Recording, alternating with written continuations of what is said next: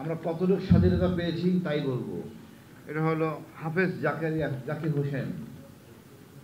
একে যখন গুম করা হয়, তার সাথে ওই টিমে ছিল একজন সেনাবাহিনীর সদস্য, আর অনেকেই ছিল। তাকে ভোর রাতে তার বাসা থেকে নিয়ে আসা হয়। তখন তিনি বাথরুমে ছিলেন, তাহাজ্জুদের নামাজ পড়ার জন্য ওযু করতেছিলেন। তাকে নিয়ে আসার পথে আযান দেয়, ফজরের আযান দেয়। তখন সে বলে, আমি হাফেজ, আমাকে নামাজ পড়ার সুযোগ দিন। এই হাফেজ নামাজ পড়ার সুযোগ দিন, ওই সেনাবাহিনীর সদস্যের মনে বেশ আলোড়ন ফেলে। দীর্ঘ এত বছর পর সুযোগ পেলে সেই ছেলেটা আমার কাছে আসে, সেনাবাহিনীর সদস্য বাসায় আসে। আমি গুম কমিশনের নূর খানকে ডাকি, ভাই আসেন, এটা খবর পাওয়া গেছে, এটা নিয়ে তদন্ত করি। আমরা সব কিছু আলোচনা আমাদের নিয়ে আসি। সে খুবই কষ্ট পায়, তার হ্যান্ডকাপটা তার হাতে ড্র করা হয়েছিল, সে নিজে ওটা রিসিভ করেছিলেন। তাকে 3 দিন পর আবার হ্যান্ডকাপটা ফেরত দেওয়া হয়, অর্থাৎ তাকে মেরে ফেলা হয়েছে। কীভাবে মারা হয়, কি করা হয়, যা কিছু জানেন এই ছেলেটা বলেছিল। এখন এই ছেলেটা আইসিটি ডেকে নিয়ে গেছে, নিয়ে তাকে জিজ্ঞাসাবাদ করে তাকে এখন আসামি বানাচ্ছে।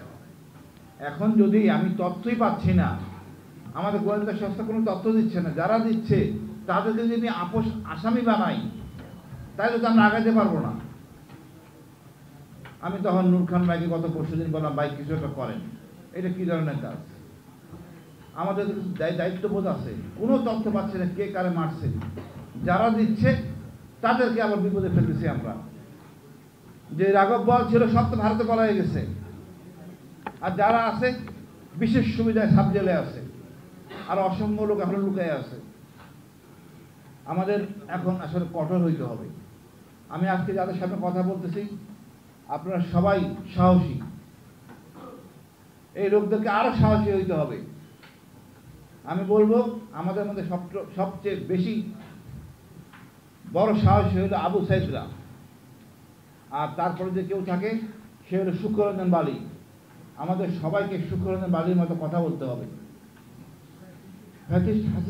হাসিনাকে আমরা কিন্তু তাড়িয়েছি, ও নিজের ইচ্ছায় যায় নাই, ভারত তারা ঠেকাইতে পারে নাই। সুতরাং আমাদের মনোবল থাকা উচিত। আমি বলবো, হাসিনা গেছে, কিন্তু তার সহযোগী রয়ে গেছে। আমরা যদি ছেড়ে দেই, আমাদের উপর আবার মাথা চারা দিয়ে উঠবে। এই ছবিগুলি প্রমাণ করে হাসিনা কেমন ছিল। আমরা এই ধরনের ফ্যাসিস্ট কাকে হইতে দিব না। আবু সাইদ তা আমাদেরকে একটা কথা শিখিয়েছে, ভারত আমাদের একমাত্র শত্রু, এটা আমরা ধারণ করব। শুক্ররঞ্জন বালিকে ভারত ধরে নিয়ে গেছে।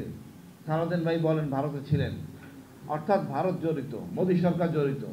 আমরা একটু লজ্জা শরম ভেঙে একটু বলি ভারতকে, ভারত আমাদের একমাত্র শত্রু। আমাদের বিডিআর ঘটনা দেখতে পাইছি, ভারত জড়িত ছিল। এখন তার রাগ ঢাকের কিছু নাই। ভারত আমাদের সশস্ত্র বাহিনীতে হাত দিছে। আমাদের কঠোর ভাষায় বলতে হবে, প্রতিশোধ নিতে হবে। ভারতকে আমরা এক বিন্দু ছাড় দিব না। দরকারে না খেয়ে থাকবো, একবেলা খাবো, ভারতের কোনো অনুদান আমরা নিব না। আমাদের লজ্জা হওয়া উচিত। এই ভারত আমাদের সাথে এত নির্মম আচরণ করছে দীর্ঘ 54 বছর, শহীদ জিয়ার অংশটা বাদে। আমাদের শত্রু ভারত, পশ্চিমবঙ্গ না, আসাম না, ত্রিপুরা না, এই দিল্লি শাসন থেকে আমরা মুক্তি চাই। যেসব রাজনীতিবিদ এখনো এই দাবিদারি করেন, তাদেরকে আপনারা বর্জন করেন, তাদেরকে ঘৃণা করেন। আমরা নিজেরাই স্বয়ংসম্পন্ন, আমরা কাজ করে খাই, বিদেশে প্রবাসীরা টাকা পাঠায়, তা দিয়ে আমরা চলি। ভারতের দয়ায় আমরা চলি না। আমাদের সবাইকে সাহসী হইতে হবে। আমি 22 সালে আয়নাঘর ডিজেফাইতে আছে, আওয়ামী লীগ সরকার ক্ষমতায়। কতটুকু সাহস থাকলে একজন লোক বলতে পারে বাংলাদেশে থেকে। আমি তার 1 বছর আগে আমি ডেভিড বার্গম্যানকে বলি, উনি প্রকাশ করেন নাই, সাহসের কমতি ছিল। পরে নেত্র নিউজ প্রকাশ করেন 22 সালে। আমি বলবো, আমাদের সবার সাহসী হতে হবে। আমরা যদি একটু পিছতাম দেই, আমরা বিপদে পড়ব। এখনো শাসকরা যারা হইতে চাচ্ছেন তারা সাহস হতে পারেন নাই। আমরা কোনো কিছু পরিষ্কার করতে পারি নাই। একটা জিনিস হয়েছে, আমাদের বিচার বিভাগ স্বাধীন হয়েছে। তারপরে আমি বলবো ভাই, আমাদের আগামী বাংলাদেশ হবে সাহসী বাংলাদেশ।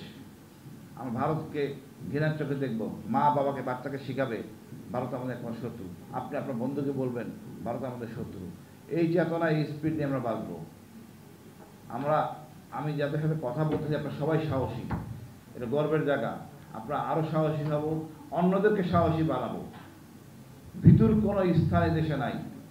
এবং আগামীতে নির্বাচনে আমরা ন্যায়পরায়ণ সৎ লোককে নির্বাচিত করব, এই দেশ থেকে ফ্যাসিস্ট মুক্ত করব।